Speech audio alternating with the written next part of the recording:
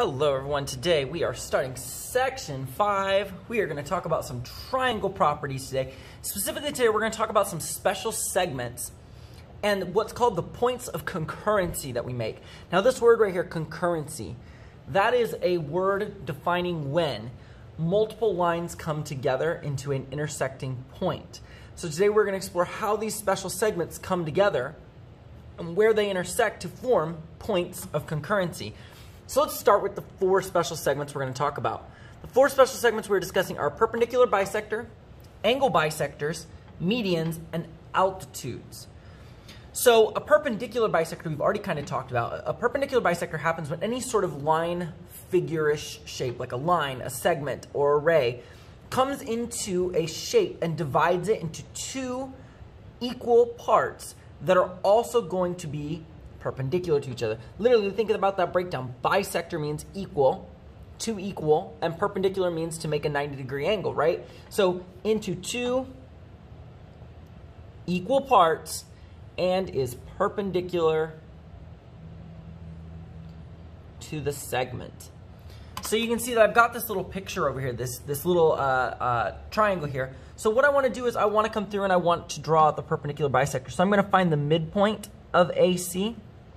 And then I'm going to draw a line that goes perpendicular to it, so it's 90 degrees. So it doesn't necessarily come up through B. It's not necessarily doing that. Again, if I come over here to AB, I can find the point in the middle, and I can draw the line that goes through it, which is going to look something like this. And similarly, if I go to the midpoint of BC and make the perpendicular line that goes through it, you can see that all of those points come together at one specific spot that we call the point of concurrency. We're going to discuss that in just a minute. These all have special names and special properties. This one specifically is called the circumcenter. And we're going to get to what that means in just a second. But let's get through the rest of the segments first. The next one is an angle bisector. Again, that word bisector means to cut into halves. Well, this time I'm cutting the angles into halves. So again, taking a line, a segment, a ray, whatever it is, we're going to divide an angle into 2 equal parts. So again, in my picture, what that would look like is if I come through and cut A in half, so these 2 angles are equal. If I came through and cut B in half, so that these 2 angles are equal.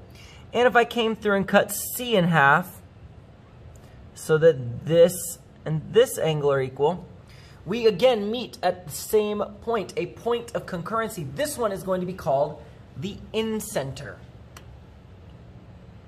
In my next one, I'm talking about a median, and a median is a specific segment that is going to connect to the vertex of the triangle, but from that vertex, it's going to go to the midpoint of the opposite side. So a segment that connects a vertex of a triangle to the midpoint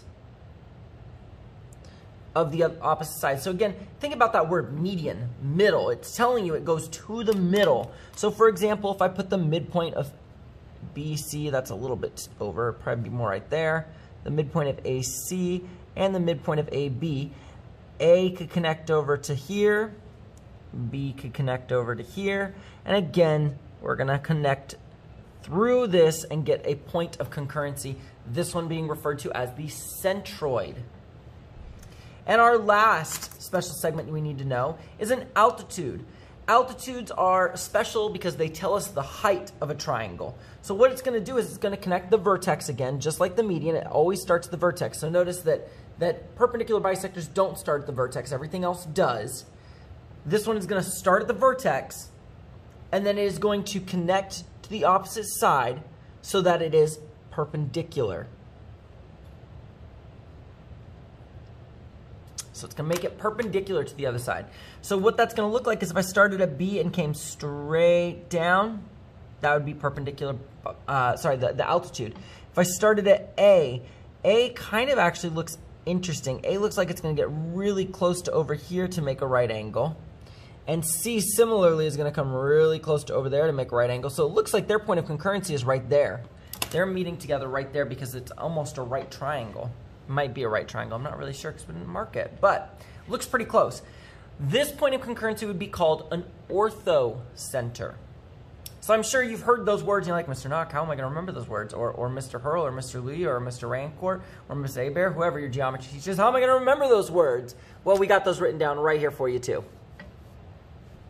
Circumcenter, incenter, centroid, orthocenter. They're purposely set up so that they're in the same spots. This one goes with perpendicular bisector. Incenter goes with angle bisector. Centroid goes with the median, and orthocenter goes with the altitude. So again, we can fill this in. The point at which all three perpendicular bisectors intersect in a triangle. So that's this spot right here. This has a super specific important piece. The circumcenter is the center of what we call the circumcircle. A circumcircle is a circle that goes around a triangle and is equidistant to each of the vertices. So you can see that A, B, and C are the same distance from the circumcenter. So this is always going to be equidistant from the triangle's vertices. Really important that you know that. Equidistant from the triangle's vertices. The incenter is the point that's formed when we connect three angle bisectors. And the incenter, again, does something nice with a circle. It's the center. Notice they both have this word center. The incenter is the center of a circle, but this time it's a circle that fits inside the triangle. In other words, it is a center that is equidistant from the sides. So just like this one's equidistant from the triangle's vertices, this one's equidistant from the triangle's sides. So there's your importance for your incenter. Your centroid is when we connect three medians together. Three medians come together and connect to make a centroid. Now, the centroid has some other special properties that we're going to discuss in a future chapter, I think maybe 5.4. So we're going to talk a little bit more about what the median and centroid does. But in terms of what it does in the real world, this point is what we'd call the triangle's center of gravity. Literally, if you took a triangle and found that point, you could put that directly on your finger and it would stay balanced on your finger and wouldn't fall because it equally distributes all the way to the triangle so that it can balance on a pinpoint. So a centroid is the center of gravity.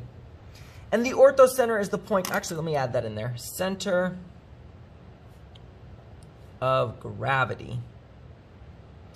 And lastly, the orthocenter is the point in which all three altitudes intersect in a triangle. So this is called the orthocenter. And orthocenters do have some significance in maybe some upper level maths in finding different things that you would need in upper level geometry and some calculus aspects. Nothing we're going to do in our class. So we're not going to really worry about putting anything for the orthocenter. But what is important is altitudes are going to be very important when we get to our area chapter in second semester. So altitudes do serve a very significant importance to us. Now again, I know that this seems like a lot. You got to connect all these things together. I use a little acronym to help me do this. I use this acronym, PAMA-SECO. PAMA-SECO. So what this helps me to do is I know these are my special segments. Perpendicular, bisector, and median are easy. These ones can be a little bit tough, but I know that angle bisector goes next to perpendicular bisector. So this is my perpendicular bisector and my angle bisector. Let me put the word B there so we remember that. And so I know altitude is on the bottom. And again, there's two C's, so we do have to kind of keep track of that. But I know that circumcenter and incenter go together because they both are centers. So they go at the top. And then I've got centroid and orthocenter. So that little phrase can help you. PAMA-SECO. If you can remember that, you can match them up nice and easy. So let's take a look at some problems, maybe trying to identify some of these things. So in this first one, I've got, based on the markings of each of the following, identify the type of special segment and name the point of concurrency being formed by it. So what I notice here when I look at this one is see these little angle markings, this angle, and this angle, this angle, this angle, this angle, this angle. I said this angle a lot in the last one, it's really just one angle. But you can see those angles are equal. Well, I know then, if the angles are being marked as congruent, that one is a dead giveaway that this is the angle bisector, right? So anytime you see the angles being marked as congruent, you have a pretty knowledgeable idea that it's going to be an angle bisector. Those are the ones that do that. And we know that angle bisectors, if we look at PAMA-SECO, angle bisectors meet at an incenter. So the point of concurrency is an incenter. This is the incenter. Again, remember what that is significant for. That means that the distance from here, here, and here is equidistant, so I can form an incircle inside that triangle if I wanted to. This one is a giveaway for one of two things. We noticed that when we did perpendicular connections, that happened in the perpendicular bisector and in the altitude. Both those had to do with being perpendicular. Well, we have to decide then, is this a perpendicular bisector or is it just an altitude? Well, considering that the lines are not marked as bisected, they're not marked as equal, equal, equal, I know that this is just an altitude. If you just see 90s, I know it's an altitude. Altitudes are represented with just 90-degree angles. And again, thinking about PAMA-SECO. PAMA-SECO, the A of altitude is the bottom. Altitudes go with orthocenters. So this is the ortho center right here. That orthocenter has nothing special. We're not going to worry about adding anything special to it. All right, in the last two, this one you'll notice that there's markings on the congruent segments. Well, two of our pictures included that. Actually, I didn't quite put it on here, but when I perpendicularly bisected this, that did make these pieces equal to each other, correct? Because it's a bisector. So let me add that in. Notice how there's equal markings there now because I added them. And this one, because it's the median, would also have equal markings on it because it's being bisected. So both of these have this, but this one has 90-degree angles and this one does not. This one does not have 90s. So I know that this is representing the medians. Again, if I look at my medians, a median meets at a centroid, so my point of concurrency is a centroid. And last but not least is over here. Notice this one has 90-degree angles like the altitude we did up top. It has bisected sides like the median we just did. If you see both of those things, both 90 degrees and median bisections, then I know this is a perpendicular bisector. And we know that based off PAMA-SECO, looking at our chart, P is the top perpendicular bisector. It goes with circumcenter. So this is a circumcenter. And again, the significance of this one is that that circumcenter is equidistant from the vertices. So this, and this are all the same distance away, which allows me to make a circle. That's a really ugly circle, but it's a circle that fits around this triangle, and it would normally look like an actual nice circle, not a mess like I just made. So hopefully that helps. If you have any questions, please let us know. Thank you so much, everyone. Have a great day. Bye.